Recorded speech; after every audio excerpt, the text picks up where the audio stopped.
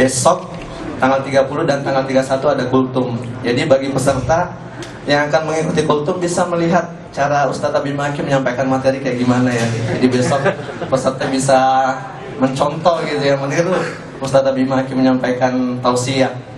Sebenarnya peserta yang mau daftar banyak membludak, tapi kita batasin ya. Soalnya kita nggak mampu menampung peserta yang begitu banyak untuk daftar kultumnya. Soalnya hadiah kita terbatas, jadi kita batasin ya. Ya, maaf ya kalau ada sedikit. Bombastis. Daripada berlama-lama dengan saya, langsung saja ke Ustadz Abi Maki. Tafadhol Ustadz. Bismillahirrahmanirrahim. Assalamualaikum warahmatullahi wabarakatuh. Innal hamdalillah nahmaduhu wa nasta'inuhu wa nastaghfiruhu wa na'udzu billahi min shururi anfusina wa min sayyiati a'malina. May yahdihillahu fala mudilla lahu wa may yudlilhu fala hadiyalah. Asyhadu an la ilaha illallah wahdahu la syarika lah taqriran bihi wa tauhidan wa asyhadu anna Muhammadan abduhu wa rasuluhu amma ba'du. Allahumma la sahla illa ma ja'altahu sahla wa anta taj'alul hazna idza syi'ta sahla. Allahumma inna nas'aluka hubbak wa hubba man ahabbak wa hubba amalin yuqarribuna ila hubbika birahmatika ya arhamar rahimin. Amin ya rabbal alamin. Alhamdulillahirabbil alamin. Mudah-mudahan i'tikaf kita, pertemuan kita pada siang hari ini seluruhnya disertai dengan rahmat dan berkah Allah Subhanahu wa taala. Kesempatan yang sangat berbahagia ini insyaallah kita membahas satu bahasan yang sangat penting buat kita. Istilahnya ats-tsabat. Sabat itu kokoh. Iya, kuat. Tidak bergoyah, tidak goyah, tidak mundur, tidak maju. Dalam arti kata seperti pohon yang kuat akarnya, lalu apapun angin yang menghantamnya, cuaca yang mendatanginya, tetap saja akan kokoh. Ya, kenapa? Karena yang namanya sabat itu wajib, perlu dalam syariat Islam. Kita ini perlu kokoh, apalagi di zaman yang penuh dengan fitnah, apalagi di zaman yang sekarang mendekati kepada habisnya dunia ini. Berbagai macam sekarang ini sulit untuk kita bendung. Contoh saja paling gampang. Dulu mah yang namanya i'tikaf itu bisa sempurna. Maksud bisa sempurna itu bisa khusyuk, bisa nyaman, bisa nikmat. Sekarang i'tikaf perlengkapannya plus handphone i'tikaf itu. Iya, sama plus wifi sekarang i'tikaf itu.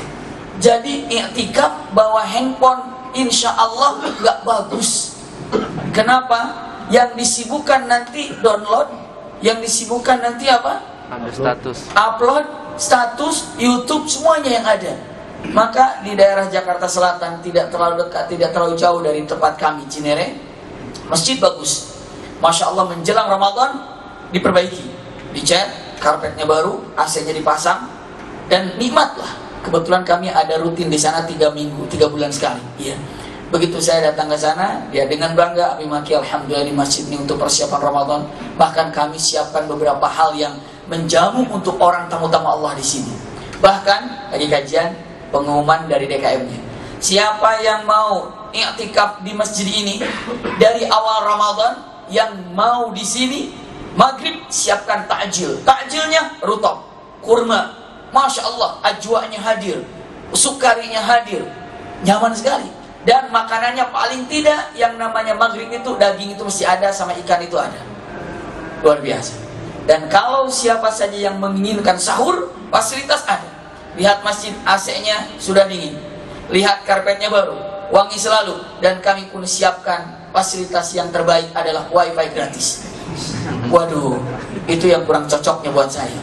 Saya langsung sama Pak DKM-nya, Pak kalau bisa DKM ini gak usah ada wifi di masjid. Wah, wifi penting untuk masjid. Ya, untuk masjid penting, tapi untuk dibagikan kepada mustami ataupun kepada jamaah, insya Allah yang datang ke sana itu download semua.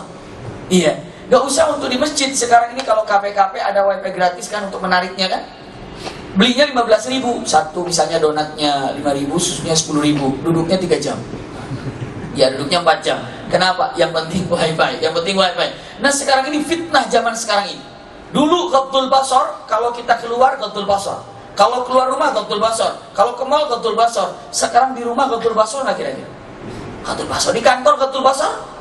Walaupun di kantor itu punten nggak ada aurat yang bisa terlihat, tapi aurat bisa terlihat di handphone. Aurat bisa terlihat di amanahnya, punten ada di komputer. Naudzubillah. Pantesan Ramadan yang ada zaman sekarang ini fitnahnya terlalu besar. Cobalah kokoh di Ramadan ini.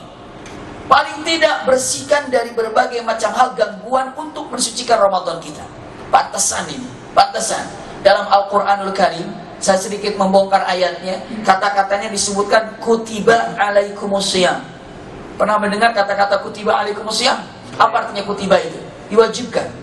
Ya kan? Diwajibkan. Tapi yang unik di sini, kata-kata diwajibkan itu dalam Al-Quran berbagai macam bahasa. Bisa jadi furidah, dipardukan. Bisa jadi ujiba, diwajibkan. Kutiba sama saja. Ujiba, furidah, kutiba sama-sama saja artinya adalah apa? Kewajiban. Diwajibkan. Tapi kenapa pakai kutiba ya? Enggak furidah. Contoh misalnya, ya ayyuhalladzina amanu furidah alaikumusiyam. Kenapa tidak furidah? Atau ya ayyuhalladzina amanu ujiba alaikumusiyam. Kenapa pakai ujiba? Enggak pakai, kenapa pakai apa? Kutiba, tidak pakai ujiba. Simak baik-baik. Ini untuk fitnah yang besar, ujian yang besar kalau tidak kokoh di zaman ini. Pakai kata-katanya kutiba. Saya sampaikan.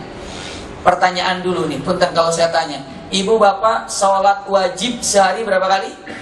5. Sekarang ganti pertanyaannya, kalau sholat fardu sehari berapa kali? 5. Sama, mau saya katakan sholat wajib 5, sholat fardu juga 5. Sekarang saya tanya lagi, sholat maktubah.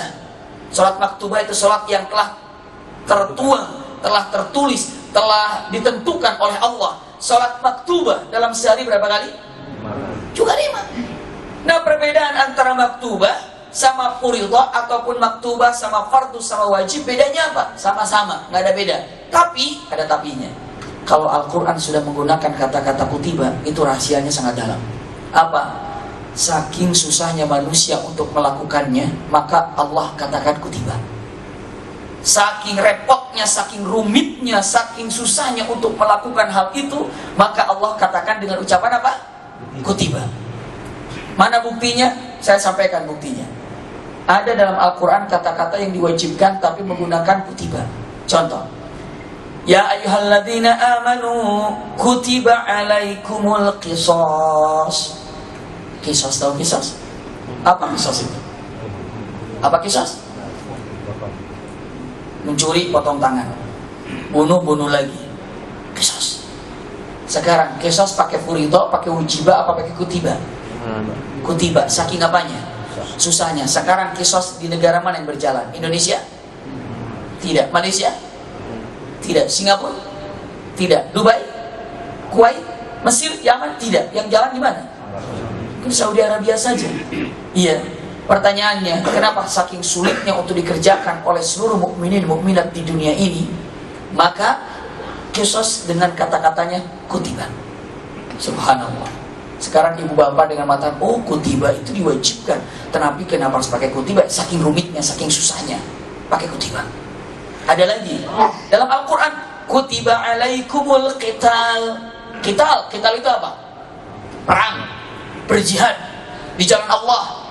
Itu pun sangat susah sekali. Makanya perang pun dengan menggunakan kata-kata apa? Kutiba. Abi Maki kan sekarang ada perang. Iya, boro-boro perang untuk masalah hidup dan mati. Perang melawan ngantuk aja susah. Iya kan? Perang melawan untuk ngantuknya tahajud susah. Perang untuk menghilangkan rasa pelit saja susah. Ada aja pelit dalam hati. Coba perangi rasa pelit itu. Khususnya di bulan Ramadan tidak ada pelit-pelitan. Iya. Punten-punten, susah lagi ngatur waktunya. Perang mengatur waktu. Perang untuk dalam perjalanan lebih sabar. Perang untuk membaca tadarus Quran hari ini. Paling tidak kalau misalnya paling tidak sehari 1 juz. Berarti hari keberapa ini? Hari ketiga, menjelang 3 juz. Masya Allah. Paling tidak. Ada yang mengatakan alhamdulillah saya sudah 5 juz. Luar biasa. Punten, susah nggak baca Quran? Repot nggak? Males nggak baca Quran? Kalimatnya adalah kutiba. Ternyata kutiba alaikumul qital. Untuk perang susah, tapi perang itu membunuh musuh, ya, menghancurkan musuh. Sementara musuh rasa malas, kebodohan yang kita miliki karena ketidaktahuan, ya belajar. Susah untuk belajar, itu pun adalah kesulitan. Ternyata qital pakai kutiba, qisas pakai kutiba. Oh ternyata saum juga pakai apa? Pakai kutiba. Saking apanya? Saking susahnya. Sekarang sudah ketahuan pakai kutiba.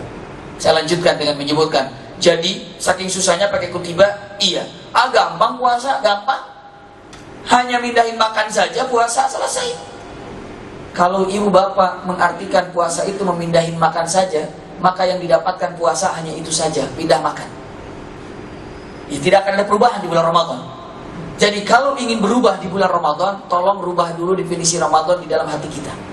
Kalau ibu bapak sudah benar mengartikan definisi Ramadan, maka akan benar melakukannya. Tapi kalau salah melakukan definisi Ramadan, maka akan salah mengerjakannya. Dengan menyebutkan, gampang puasa mah, pakai kutiba, gampang. Kenapa pakai kutiba? Kulito saja, gampang. Cuma nahan lapar dari matahari terbit sampai matahari terbenam, tuntas. Punten, namanya puasa itu, saum itu bukan menahan lapar dan haus saja, tapi ternyata, punten, apa? Susah pakai kutibanya, menahan segala-galanya. Emosinya tahan, lisannya tahan, matanya tahan, telinganya tahan. Kutiba, saking susahnya. Nggak mungkin puasa ini dengan menggunakan kata-kata kutiba kecuali di dalamnya ada kesulitan di atas kesulitan. Masya Allah. Kutiba. Sekarang untuk di bulan Ramadan ini ternyata fitnah kita terlalu besar, ujian kita terlalu besar. Bisa melalui laptopnya, bisa melalui handphonenya, bisa melalui internetnya, bisa melalui segala macam, belum tayangan TV-nya. Subhanallah. Fitnahnya terlalu besar. Kita kokoh di zaman fitnah ini, kokoh di akhir zaman ini. Apa yang sabat? Iman yang harus dikokohkan. Saya lanjutkan. Punten. Jadi sekarang ini usikum wa iyaya nafsi min taqwallah. Ternyata perlunya kita kokoh di dalam syariat Islam, iya. Bisa jadi punten, di zaman sekarang ini dalam hadis Rasulullah SAW mengatakan tusbihu mu'minan wa tumsi kafiran. Ada yang sobah pagi-pagi iman, sorenya kafir. Ada begitu. Ada yang beriman sorenya, tiba-tiba paginya sudah kafir. Ngeri sekali. Ada paginya dia ini soleh, malamnya maksiat. Bisa jadi. Ada habis sholat soleh, habis pulang sholat maksiat. Bisa jadi. Ada habis puasa, tiba-tiba selesai puasa, maghrib melakukan sesuatu yang dibenci Allah. Apa bahasa Arabnya dibenci? Apa bahasa Arabnya dibenci? Makruh, tau makruh? Makruh itu sesuatu yang tidak disukai, sesuatu yang dibenci, itu namanya makruh. Gak habis pikir pun dan tanpa mengurangi rasa hormat dan tanpa bermaksud apa-apa. Usikum wa iyaya nafsi bitaqwallah. Habis puasa, taat sama Allah, selesai maghrib melakukan perbuatan yang dibenci oleh Allah. Mungkin gak begitu? Bukannya diharamkan? Diharamkan mah lebih parah lagi. Ini yang tidak disukai, yang dibenci oleh Allah. Punten, banyak sekarang di kalangan pesantren juga ada. Apa? Rokok. Punten, ya, dia sudah sucikan, bersihkan mulutnya, nggak minum, nggak makan, nggak apa. Tiba-tiba begitu maghrib, cuma air. Setelah itu apa? Udud yang diambil. Tahu udud? Rokok yang diambil. Dengan alasannya dengan mengatakan, tapi kan ini kan makruh, ini nggak diharamkan. Punten, kalau saja pimpinan kita tidak suka terhadap satu perbuatan yang kita miliki, insya Allah kita akan bisa merubahnya dengan secepatnya. Tapi jika Allah mengatakan aku tidak suka dengan perbuatan itu, hanya dienteng-enteng. Cuma nggak suka ini kan. Tiap hari lagi dilakukan, nggak suka ditambah nggak suka, ditambah nggak suka, ditambah nggak suka, jadi apa? Sebel. Iya. Hari ini misalnya udah dilarang, kata pimpinannya, aku nggak suka begini. Besoknya lagi diulangi lagi, aku nggak suka begini. Diulangi lagi, aku nggak suka gini. Akhirnya diapain itu sama pimpinan itu? Tiap hari melakukan sesuatu perbuatan yang tidak disukai oleh pimpinannya. Kira-kira akan diapakan? Setiap hari nggak suka. Mungkin akan dikeluarkannya. Ini setiap hari di bulan Ramadan. Naudzubillah, punten, melakukan sesuatu yang tidak disukai oleh Allah Subhanahu wa taala banyak. Iya, rugi. Udah bulan Ramadan indah, ternyata boro-boro kita kan sabat, kokoh. Rokok aja susah. Kokoh. Misalnya tahajud saja susah. Kokoh. Dengan kokoh itu adalah sabat. Artinya, ternyata apa? Baca Quran aja susah. Tapi punten, usikum wa iyaya nafsi bitaqwallah, itulah yang ada. Saya kembalikan lagi. Kokoh di zaman atau di akhir zaman. As-sabat fi akhir zaman. Kenapa? Jaga hati kita, jaga iman kita. Terutama yang perlu dijaga. Tadi sebagai mukaddimahnya saja untuk masalah Ramadan dan segala-galanya. Isinya yang harus dijaga ini adalah iman. Punten. Yang harus dijaga di diri kita ini adalah iman. Iman yang harus dikokohkan, iman yang harus dijaga. Kenapa? Waduh, sekarang ini iman bisa luntur karena urusan dunia. Iman bisa luntur karena urusan cinta, bisa jadi. Saya akan sampaikan beberapa kisah yang ada, tapi tidak tahu kisah ini disampaikan oleh Abu Abdullah dari Maghribi, seorang ulama besar. Beliau menceritakan di YouTube-nya, langsung beliau menceritakan dan mengatakan, hati-hati, gara-gara cinta iman bisa jadi lepas. Jadi ada seorang muadzin, bukan hanya seorang muadzin, imam dan hafal Quran. Subhanallah. Muadzin ini hafal Quran, adzan. Allahu Akbar, Allahu Akbar. Masya Allah. Nikmat adzannya nggak di atas biasa. Adzan kalau dulu yang namanya adzan itu di apa? Di tempat tinggi, biar nanti bisa suaranya lantang kesana kemari, kesana kemari. Iya, naik ke atas adzan. Allahu Akbar, Allahu Akbar, agar terdengar semuanya. Dulu juga yang disampaikan di dalam keterangan-keterangan para ulama ini, tapi bukan kisah yang dulu, ini yang di sekarang-sekarang. Dulu juga ketika ada gara-gara adzan melihat perempuan, ternyata perempuan Nasrani, ini ada satu kisah yang lain, bukan yang zaman-zaman sekarang ini, yang digambarkan oleh salafus saleh. Jadi ada muadzin naik ke atas tempat adzan, setiap adzan dia ngelihat ke bawah, ada tetangganya itu kebetulan punya anak perempuan dan cantik dan Nasrani. Setiap adzan, hayya 'alas shalah, ngelihat. Biasanya cuma naik adzan doang ke atas, sekarang gak waktu adzan juga naik ke atas. Mau ngintip. Iya, akhirnya apa? Akhirnya kenalan. Setelah kenalan, lalu apa yang terjadi? Na'udzubillah, mau melamar. Mereka mengatakan, aku tidak mau menerimamu, kata orang tua perempuan itu, kecuali kamu harus tinggalkan agamamu, pindah ke Nasrani. Padahal dia muadzin, bukan muadzin yang akan saya ceritakan tadi. Ini beda lagi, karena berkaitan dengan muadzin yang dulu di atas. Maka saat itu tinggalkan agamanya, agama Islam. Dia menikah dengan wanita tersebut. Biasa kan, kalau wanita itu begitu datang, nggak tahu pernikahan gaya mana, begitu ditunggu disambut, perempuannya datang dari tangga. Terus suaminya menyambutnya datang ke atas. Begitu persilakan mempelai wanita untuk turun, mempelai wanita turun. Maka silakan mempelai laki-laki untuk menyambutnya, mempelai laki-laki menyambutnya ke atas. Dalam tangga tanpa disadari, punten inzilak itu keseleo ataupun licin, jatuh tepat ke bawah, pecah kepalanya, mati. Nikah belum, kafir udah. Naudzubillah. Ini dia. Nanti ada ayat yang disampaikan. Insya Allah saya gambarkan ayatnya. Seperti itu. Makanya dulu itu namanya muadzin itu di atas. Dan sejak itulah wanti-wanti Imam Malik dengan mengatakan, hati-hati yang berkaitan urusan atas dan atas, matanya jaga. Kenapa? Kalau dulu itu rumah di atas mesti ada sesuatu. Kalau hati-hati yang punya rumah naik ke atas jaga mata, yang rumah ke atas jaga mata, gitu. Sampai Imam Malik saking kokohnya, saking perhatiannya, yang punya burung jangan tinggiinnya. Kenapa? Jangan-jangan naikin ke atas, cuma matanya mau lihat ke bawah, ngintip. Iya. Makanya punten, Imam Malik bukan melarang pelihara burung, tidak. Imam Syafi'i, Imam Hambali, Imam Hanafi tidak. Tapi justru Imam Malik mengkhawatirkan orang yang gantung burung itu terlalu apa? Terlalu naik tinggi ke atas, karena pengen lebih atas, suaranya lebih merdu. Dia naik ke atas dan matanya ke bawah. Makanya mengatakan hati-hati yang punya burung jangan naikin terlalu tinggi. Gitu. Iya, iya. Ada yang punya burung di sini. Senang banget kalau punya burung. Suaranya, masya Allah. Boleh pelihara, boleh. Orang Rasulullah SAW yang tidak melarang. Yang namanya apa itu? Abu Hurairah memelihara kucing. Lalu Abu Umair, anak adiknya daripada Anas bin Malik, juga memelihara burung. Silakan. Iya, tapi dengan syarat dikasih makan, dikasih minum. Iya, itu dikasih makan. Tapi kan itu menjaga dia tidak bisa pergi kemana-mana, dikurung. Subhanallah. Sekarang mah burung dikurung, burung bebas sudah ditangkap semuanya. Dan bundan. Jadi kok bicara burung masalah ini? Udah tinggalin aja bisa burungnya. Iya.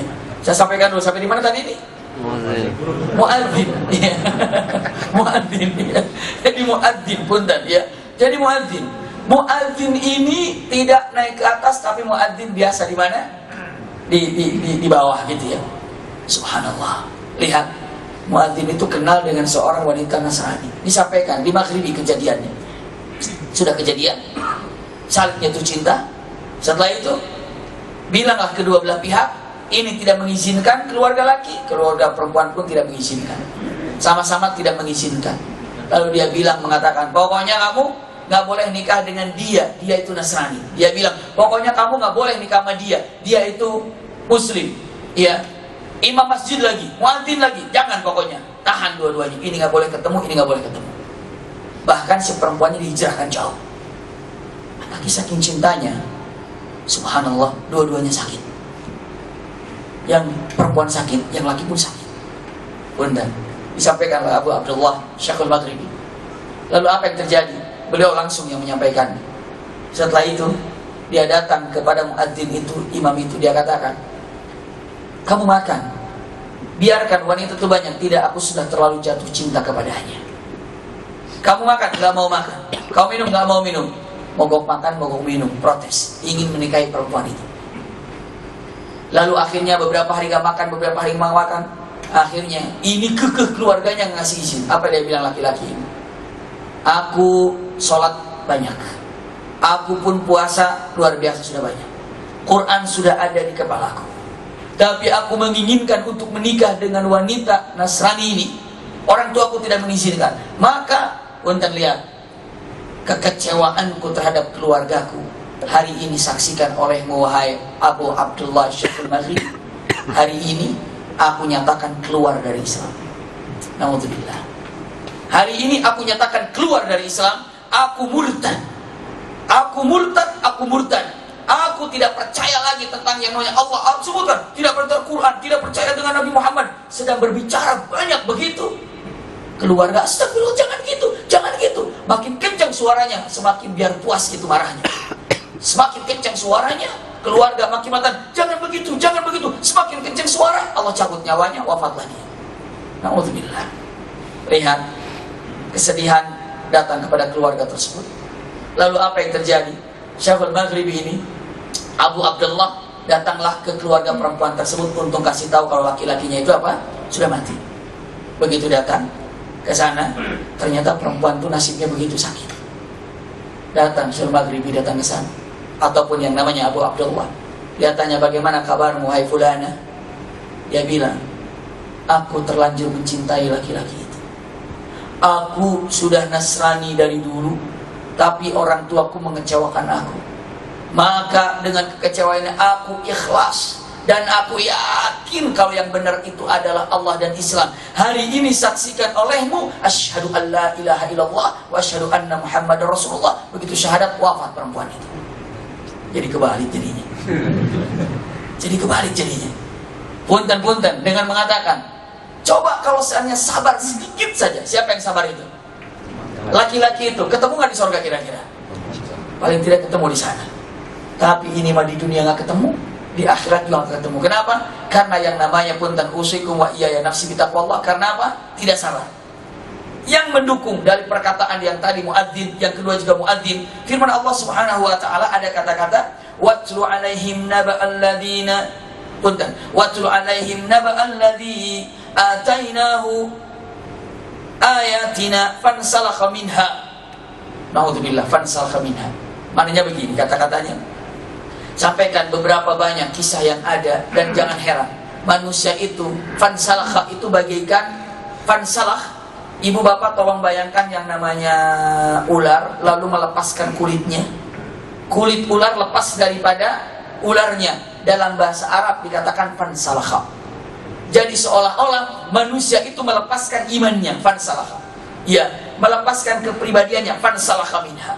Itu artinya. Dalam Al-Quran dikatakan, atainahu ayatina fansalakha minha. Na'udzubillah. Dia melepaskan keimanan yang ada. Kenapa? Karena tidak tahan dengan apa tadi? Ujian yang namanya cinta. Berapa banyak orang terlalu mencintai akhirnya lupa terhadap iman. Bukan hanya iman, tapi kecil-kecilnya lupa terhadap perintah Allah. Gara-gara apa? Cinta.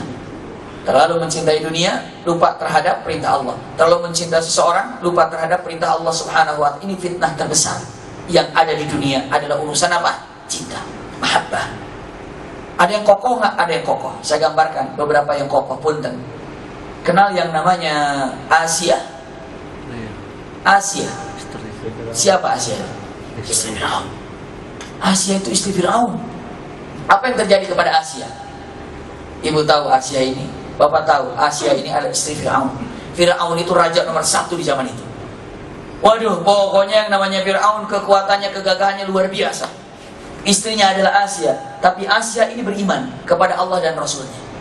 Kecewa berat yang namanya Fir'aun ketika Asia memeluk agama tauhid. Apa? Saking murkanya, saking marahnya yang namanya Fir'aun kepada Asia, dia bilang apa? Asia, kamu yakin ada Tuhan selain aku? Maka engkau tidak memilih aku. Lihat aku suamimu. Lihat ini istanamu. Lihat ini prajurit-prajuritmu. Lihat ini adalah dayang-dayangmu. Engkau tinggalkan semuanya demi Tuhannya Musa. Dia hanya mengatakan, Rabbi wa rabbukallah. Tuhanku dan Tuhanmu adalah Allah. Wa rabbu Musa wa rabbu Bani Israel. Lalu apa yang dilakukan oleh siapa? Oleh Fir'aun. Fir'aun itu punya yang namanya tiang khusus. Tiang ini dikhususkan buat orang-orang yang membangkang kepada Fir'aun, diikat di situ sampai mati, sampai kepanasan, sampai kehausan, bila perlu sampai dicambuk, digitukan. Maka dalam Al-Quran sampai terkenal wa fir'auna dzil autad, dan Fir'aun yang memiliki tiang-tiang. Fir'aun memiliki tiang-tiang yang kokoh. Untuk apa tiang itu? Orang yang membandel bawa situ, ikat di situ. Para penyihir yang beriman kepada Nabi Musa diambil situ, ikat di situ. Orang yang membangkang kepada Nabi Musa, ikat di situ.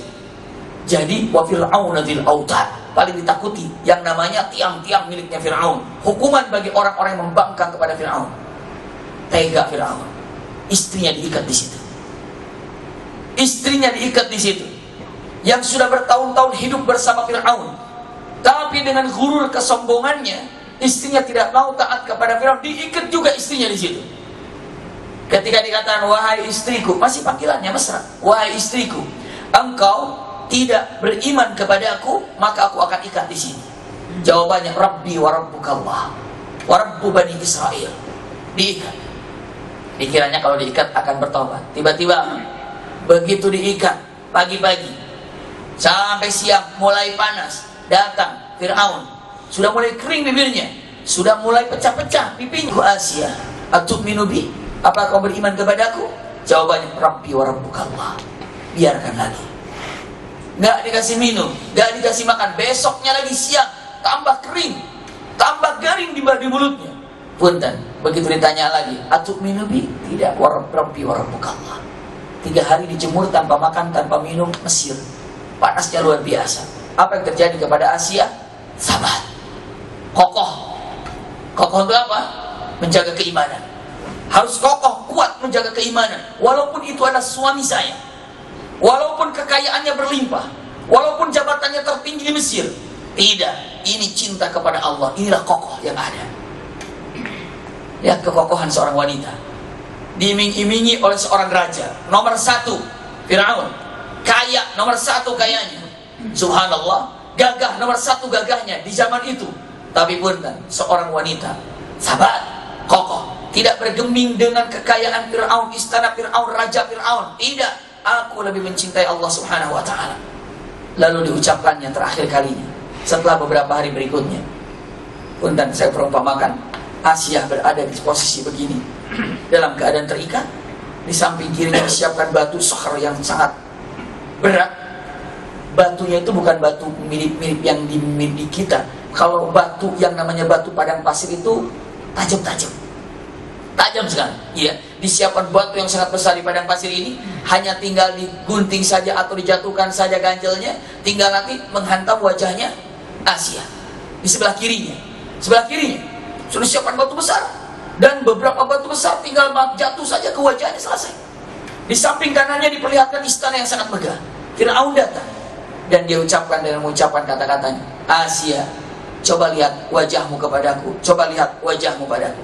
Lalu yang namanya Untan Asia itu melihat ke atas. Wajah pun dengan melihat Fir'aun, Asia, aku suamimu. Itu adalah istana sebelah kananmu. Jadi istana yang sangat megah, dayang-dayang yang ada, pasukan yang ada, Fir'aun ada di sana dengan gemerlapnya dunia yang ada. Pilih aku atau pilih Tuhannya Bani Israel. Tuh batu yang siap menghadang. Asia melihat batu yang besar, melihat istana yang megah dengan kain yang ada. Apa dilakukan? Ucapan yang sangat singkat, Rabbi wa Rabbuk wa Rabbu Musa wa Rabbu Bani Israel Allah. Saking marahnya Fir'aun, lihat sahabat, udah putuskan saja talinya. Begitu talinya diputuskan dan batu itu menggelinding dengan dekat. Ucapan yang terukir di dalam hati dan lisan seorang wanita soleh yang kokoh ini diucapkan dengan kalimat apa? Rabbi binili indaka baitan fil jannah. Punten, Rabbi binili indaka baitan fil jannah. Itu kata-katanya. Itu kata-katanya. Ya Allah, bangunkanlah bagiku di sisimu sorga. Karena apa? Karena aku telah memilihmu daripada dunia ini. Maka doanya Asia diabadikan oleh Allah dalam surah Tahrim. Ada dalam surah Tahrim. Jadi kalau bunda melihat doanya Asia dari situ, kata-katanya Rabbi ibnili indaka baitan fil jannah wa najjini min fir'auna wa amalihi wa najjini minal qaumidz zalimin. Ya Allah, kata-katanya, ya Allah, bangunkan untukku, buatkan untukku di sisimu sorga. Kata-kata indaka tidak begini, ya Allah buatkan untukku sorga, tidak, tapi buatkan untukku di sisimu sorga. Karena aku sangat dekat denganmu, ini cintaku yang membuat aku dekat denganmu. Iya, wa najjini min fir'auna wa amalihi wa najjini minal qaumidz zalimin. Dan bebaskan aku, selamatkan aku daripada fitnah, ujian daripada Fir'aun dan orang-orang yang zalim. Saya sampaikan, siapa yang sahabat di sini? Asia. Kadang-kadang punten saya sampaikan, kalau siapapun ibu bapak dilarang untuk taat kepada Allah, itu tidak wajib taat dan tidak boleh taat. La ta'ata li makhlukin ala maksiatillah. Tidak boleh taat kepada makhluk dengan maksiat kepada Allah. Tidak boleh. Lihat yang namanya Asia, sahabat kokoh, kekeh dalam keimanannya sampai wafat. Padahal yang menggodanya adalah nomor satu Mesir. Dari secara jabatan, dari secara kedudukan, dari secara kekayaan, Fir'aun, tapi kekeh, as-sabat. Masya Allah. Ini salah satunya, sabat. Berarti yang pertama adalah, saya sampaikan, tolong kokohkan jangan sampai iman ini atau kita ini lepas dari iman gara-gara urusan apa tadi? Cinta. Iya, gara-gara urusan cinta begini namanya sabat. Ini yang penting. Selanjutnya, punten, kokoh di zaman ini ya gara-gara apa? Tolong jaga imannya, jangan sampai goyang. Tadi beberapa contoh disampaikan. Belum lagi Sayyidina Bilal, kalau ibu bapak ingin tahu. Lihat lagi Sumayyah, bagaimana ketika dihukumnya, tapi tetap kokoh imannya, tidak pernah bergeming. Saya lanjutkan. Yang paling bahaya apa sih zaman sekarang ini untuk selalu kokoh? Ini dia. Ada dua yang selalu disampaikan dan digembor-gembor oleh para alim ulama. Ujian yang terberat, yang terbesar buat kita zaman sekarang ini dua. Apa coba? Syahwat dan syubhat. Atau syubhat dan syahwat. Itu saja. Syahwat tadi sudah saya sampaikan masalah urusan cinta. Ini masuk dari syahwat. Tapi yang kedua adalah apa? Syubhat. Syubhat itu apa? Iya, sebenarnya Islam itu jelas. Halal jelas, haram jelas. Tapi abu-abu itu bagi orang yang mengabu-abukan. Diabu-abukan oleh mereka. Contoh-contoh pun dan saya gambarkan. Kalau yang diabu-abukan biasanya yang mengabu-abukan itu orang pintar. Biasanya begitu. Misalnya sekarang ini na'udzubillah, sesuatu yang sudah jelas haram diabu-abukan, jadi orang ragu halal apa haram ya. Begitu. Sekarang ada, zaman sekarang luar biasa. Iya. Disyubhat-syubhatkan. laki-laki boleh nikah sama laki-laki. Naudzubillah. Kenapa? Cinta itu anugerah kan? Boleh untuk saling mencintai. Maka boleh perempuan sama perempuan. Yang mengeluarkan kata-kata itu pun adalah punya pangkat dari keilmuannya lagi. Entah itu dokter, entah itu profesor. Kenapa? Bikin syubhat. Diabu-abukan semua yang jelas.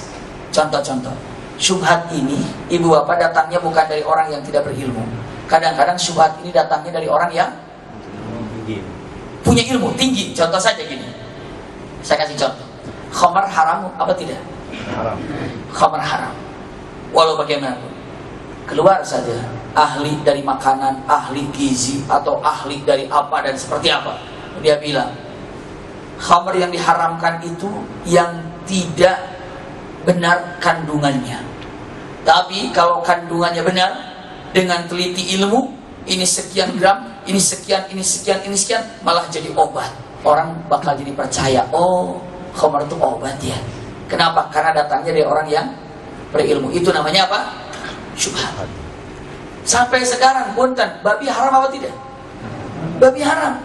Tapi punten, ada orang yang menghalalkan babi. Ada. Caranya apa? Caranya ya dia bilang apa? Kandang. Dia katakan apa? Iya. Dia bilang mengatakan, ya babi yang diharam itu babi hutan, babi yang jorok, babi yang nggak pernah terpelihara. Tapi kalau babi kami di satu tempat, tempatnya dibersihkan, divaksin tiap minggu, makanannya pun terjamin. Bagi babi yang seperti ini adalah halal. Kayak begitu. Dan yang bicara masalah itunya adalah orang-orang yang apa?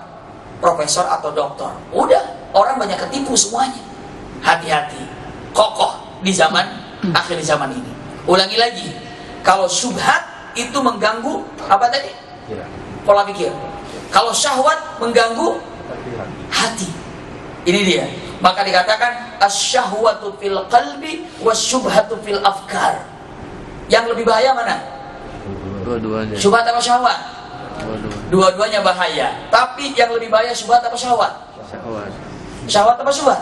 Syahwat. Ayo. Syahwat. Syahwat apa syubhat ya? Syahwat.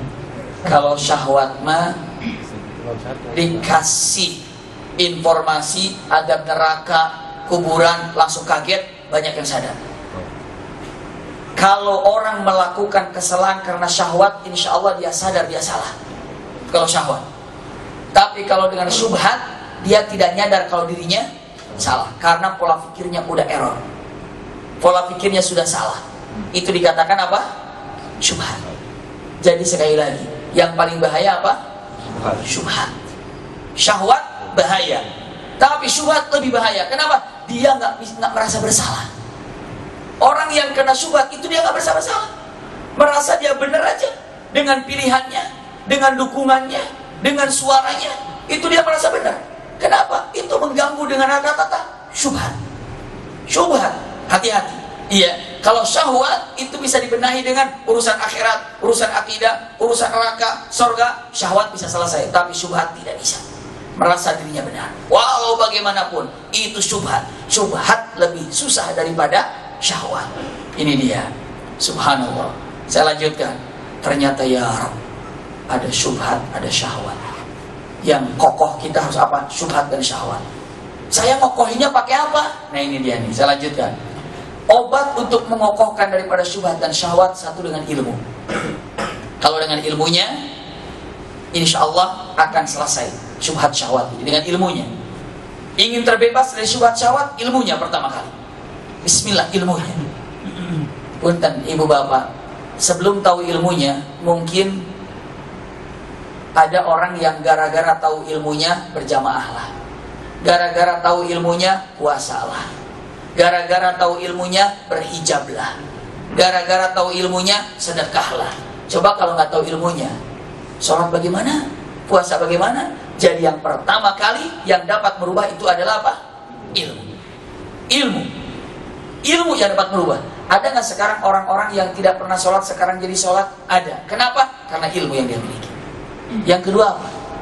Yang kedua, himmatul aliyah. Keinginan yang kuat. Untuk kokoh di zaman sekarang punya keinginan yang kuat. Saya ingin berubah, saya ingin kokoh, itu himmatul aliyah. Nomor dua, pegang. Harus punya keinginan yang kuat. Yang ketiganya apa? Yang ketiganya suhbah solehah. Apa suhbah solehah? teman yang baik. Suhbah solehah seperti ini dengan teman yang baik, Masya Allah akan mengakibatkan kebaikan yang didapatkan. Percuma soleh tapi nggak punya teman, insya Allah solehnya nggak lama. Kenapa? Kepengaruhan sama teman yang tidak soleh. Makanya suhbah soleh itu penting. Saya sampaikan, usikum wa iyaya nafsi bitaqwa. Rasulullah punya sahabat nih? Punya. Kadang-kadang orang lebih care sama sahabatnya ketimbang sama yang lainnya. Demi sahabat, demi sahabat, demi sahabat. Maka daripada itu suhbah solehah itu penting sekali. Dengan siapa kita berteman, itu yang akan membawanya. Ulangi lagi. Pertama tadi apa tadi? Ilmunya. Kedua keinginan. Ketiga teman. Ngaruh. Untuk saling menasihati dan saling dinasihati itu ngaruh. Yang keempatnya apa lagi? Punten. Yang keempatnya bentengi dengan Quran. Iya Quran. Quran apa? Dibaca, ya dibaca. Ditelaah, ya ditelaah. Dipahami, ya dipahami. Masya Allah. Jadi itu yang membawa kita harus kokoh di zaman sekarang ini. Selagi orang ini baca Quran, insya Allah kokoh. Selagi dia berada dalam teman yang baik, insya Allah kokoh. Selagi dia ini punten-punten punya keinginan baik, kokoh. Selagi dia masih mencari ilmu, kokoh. Jadi 4 hal ini. Ilmunya dapatkan, keinginan kuatkan, teman mengelilingnya, di sekelilingnya, lalu apa? Ya, yakni Quran tidak boleh ditinggalkan. Masya Allah. Jadi ulangi lagi, kokoh di zaman fitnah ternyata ngeri sekali. Yang terbesar urusan adalah syubhat dan syahwat. Syahwat dengan rasa cinta yang ada, rasa cinta bisa melepaskan iman, bisa melalaikan Allah Subhanahu wa taala. Kalau syubhat mengganggu tadi apa? Pola pikir. Salah memikirkan, salah definisi, salah kesananya. Nggak usah jauh-jauh, cari makanan aja. Kalau salah definisinya salah. Tolong beliin bakwan buat maghrib nanti. Dia nggak ngerti bakwan itu apa. Akhirnya nanya sama orang yang salah juga, bakwan itu kayak apa? Bakwan itu terigu yang digoreng, tengahnya bolong, di atasnya ada coklat, kalau ada mesis. Dia beli apa nanti itu? Dia beli donat. Kenapa dia beli donat? Karena dia nggak tahu yang namanya apa? Bakwan. Begitu dia bawa beli donat, dalam pikirannya dia kekeh itu adalah bakwan. Itulah pola pikir. Salah. Iya. Begitu dah, oh salah yang gini. Mendingan kalau ketemu guru yang benar lagi. Kalau ketemu salah lagi, mau cari bakwan, iya. Bakwan itu terigu yang tipis digoreng, terus di atasnya ada kacang-kacang begitu. Peye itu. Nanti dia akan cari peye. Kenapa? Karena dia nggak ngerti bakwan itu seperti apa. Jadi tolong sekarang ini dengan ilmunya benahi apa yang sebenarnya Islam, apa yang sebenarnya tauhid, apa yang sebenarnya dengan kekuatan tauhid, kekuatan Quran ataupun hadis sudah benar memahaminya, jalan. Itulah pentingnya. Ilmu, setelah ilmu punya ilmu nggak punya keinginan nggak berubah. Setelah punya keinginan berubah, punten. Apalagi tadi bawa teman, suhbah solihah. Setelah punya suhbah solihah, apalagi tadi? Apa sih? Quran, Masya Allah. Quran untuk disentuh, Quran untuk dibaca. Pastikan kalau sudah dengan baca Quran nyaman, terutama di bulan Ramadan ini. Pasnya memang hanya Quran yang dibaca, Quran yang dibahas. Iya, Quran dibaca, Quran. Kenapa? Karena memang ciri daripada Ramadan ini adalah Quran. Iya, silakan. Saya buka pertanyaan agar lebih nyaman. Ada yang bertanya tentang masalah syubhat dan syahwat ataupun fitnah di penghujung zaman ini, di penghujung akhir ini, dan tidak ada yang bisa lepas daripada syubhat, syahwat. Siapapun di sini pernah diserang oleh syubhat dan syahwat. Silakan, karena ini adalah fitnah yang besar buat kita di zaman sekarang ini. Untuk taqarrub kepada Allah sangat rumit sekali, sampai menjaga puasa pun susah. Makanya dengan menggunakan kata-kata apa tadi? Kutiba. Silakan.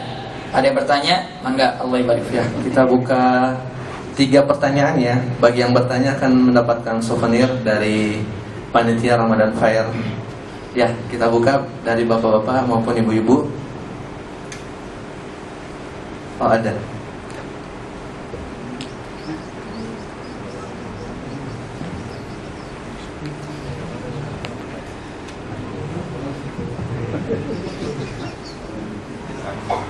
Assalamualaikum warahmatullahi wabarakatuh. Ustadz, mohon nasihatnya untuk bagaimana cara kita menasehati orang yang subhat, selain dari ilmu, teman, Ya, tadi yang disebutkan 4 hal itu, Ustaz. Karena Apa dong? jauh dari hal-hal yang sudah disebutkan tadi.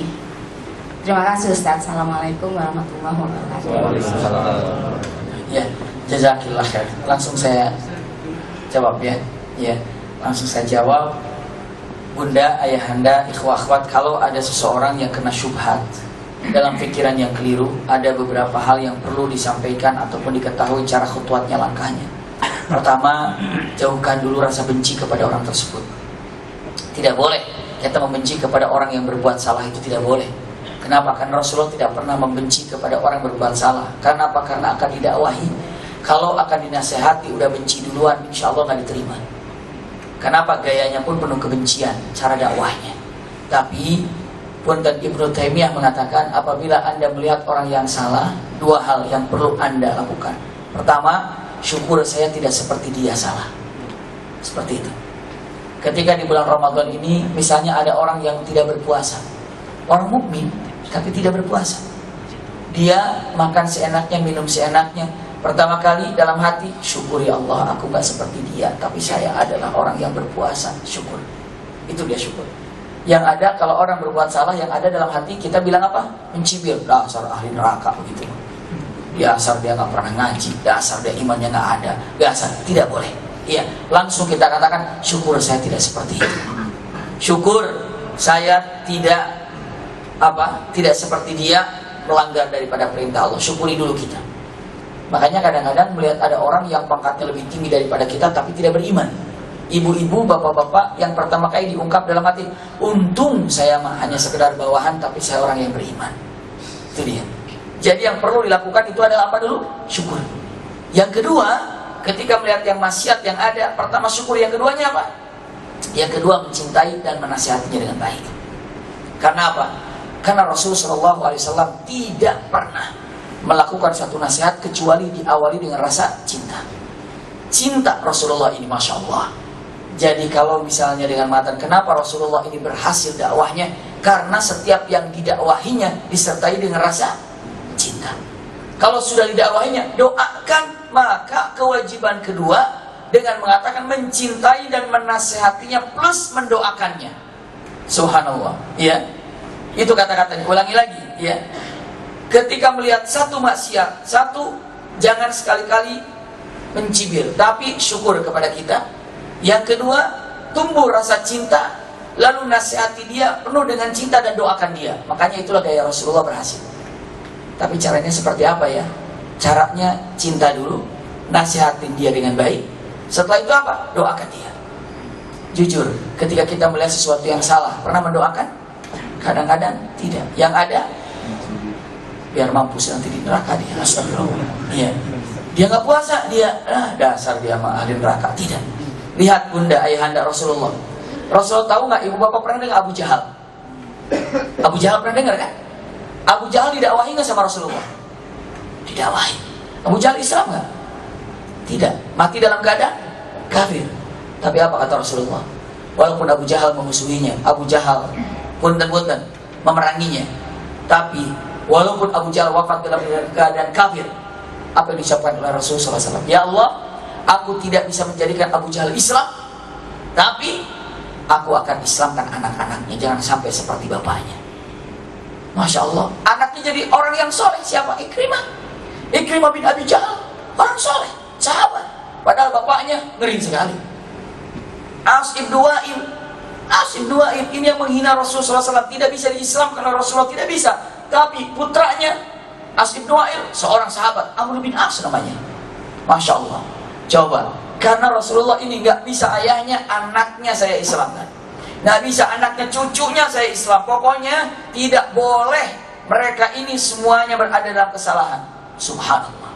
Ini kadang-kadang begitu marah sama bapaknya, nggak pernah sholat, istrinya 7 turunan kafir semua. Astagfirullah. Iya.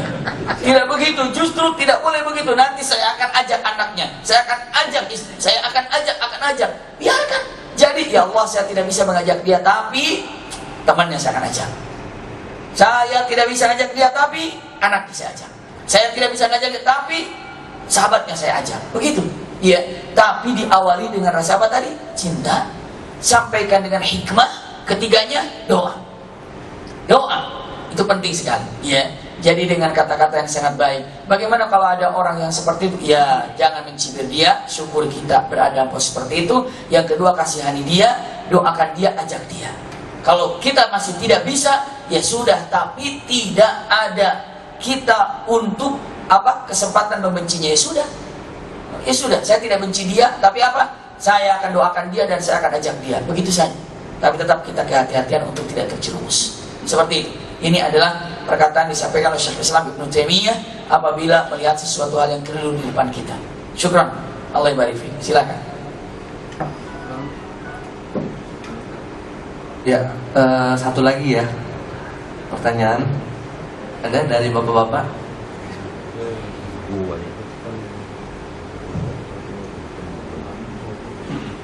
Assalamualaikum warahmatullahi wabarakatuh. Pertanyaan saya begini Ustaz. Definisi dari manusia yang bangkrut itu kan adalah yang pahalanya diambil oleh orang lain yang dizolimi itu Ustaz. Berkaitan dengan puasa ini kan pahalanya kan yang membalaskan Allah Ustaz. Apakah pahala puasa yang diberikan kepada orang yang umpamanya berbuat zolim itu juga akan ikut diambil oleh orang yang dizolimi itu Ustaz? Terima kasih. Assalamualaikum. Iya, jazakumullah khair. Iya. Jadi urusan dengan manusia lebih repot daripada urusan dengan Allah Subhanahu wa taala. Karena kalau urusan dengan Allah Subhanahu wa taala kita taubat dengan taubat nasuha selesai. Tapi begitu dengan urusan manusia repot. Temu minta maaf. Apalagi kalau namanya utang piutang. Waduh, Rasulullah itu kalau utang piutang ini kan urusan manusia juga, ya. Enggak bisa dibayar di dunia, dibayarnya di mana? Di akhirat. Pakai apa? Pakai amal-amalan yang kita punya.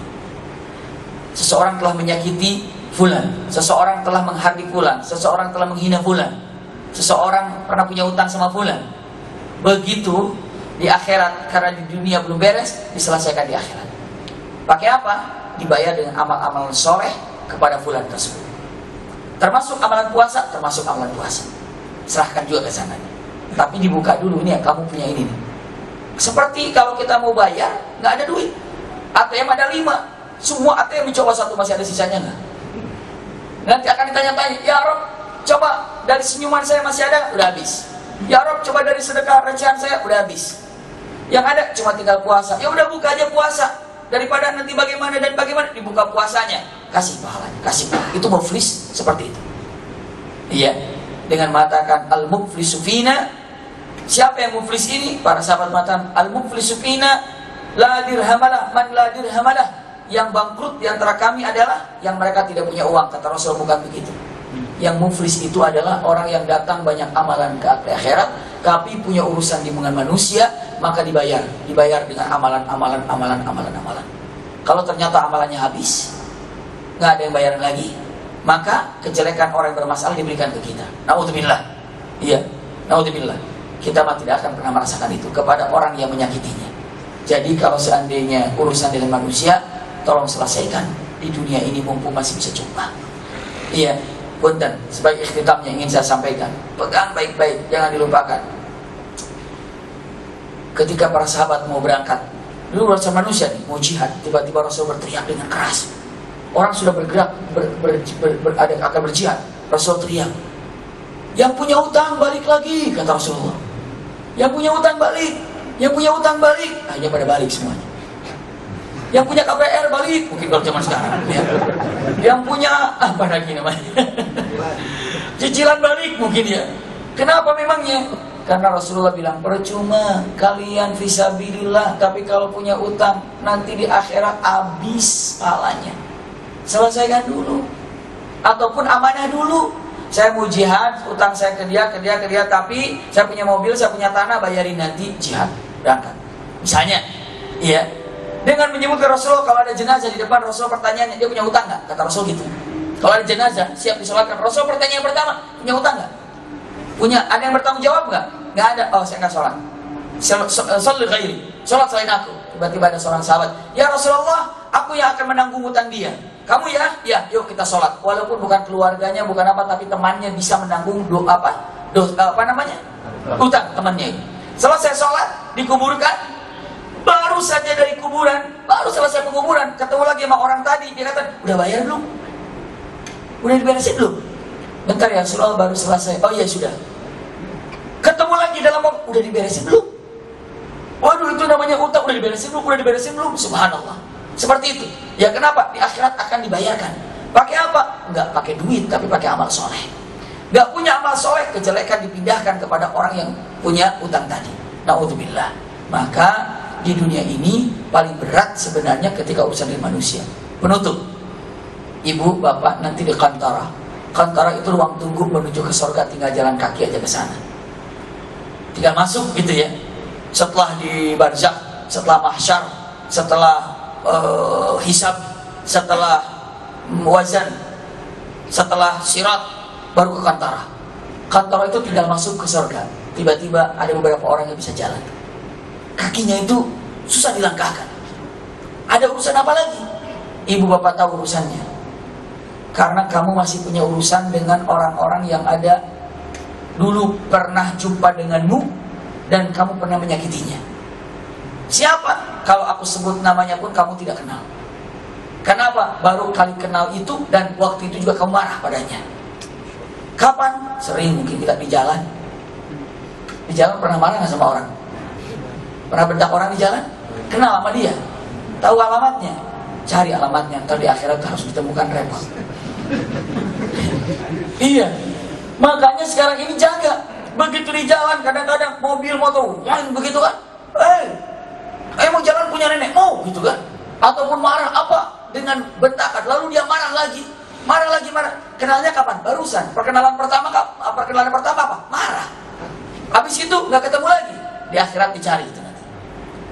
Kamu masih ingat di belokan UI misalnya atau di belokan HI misalnya? Iya. Pernah kamu waktu itu marahin motor yang lewat? Iya. Nah, itu yang membuat kakimu tidak bisa melangkah ke surga. Cari orang itu. Di mana? Ya cari. Ya Allah, gimana nyarinya? Seabrek-abrek, makanya sekarang ini lagu di jalan bahwa enggak, kenapa saya bisa jalan lagi menuju surga. Tinggal menuju surga loh, urusan begitu. Iya. Hati-hati yang pernah marah istighfar sekarang ini. Iya. Tobatnya gimana tuh Ustaz? Nah, tobatnya sekarang karena sudah tahu jangan diulang.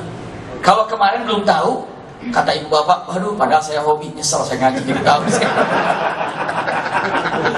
Saya hobi katanya. Kenapa? Anak saya begitu dia bilang, Dad, saya bilang begitu kalau belajar mobil, saya ketakutan. Belajar mobil tiba-tiba mengeluarkan kata-kata kosong, kasar gitu, kata-kata kasar. Keluarnya apa gitu kata-kata kasar. Ya. Begitu dia, saya bilang nggak boleh gitu ya, iya. Begitu, di apa? Saya kan mau ngomong, aduh nggak enak mau ngomong gitu. Kenapa? Tapi sekali lagi saya mau ngomong, sekali aja mau ngomong ke suatu, sampai ketagihan mau bilang seperti itu ya. Mau bilang seperti itu ketagihan. Banyak sekarang diam.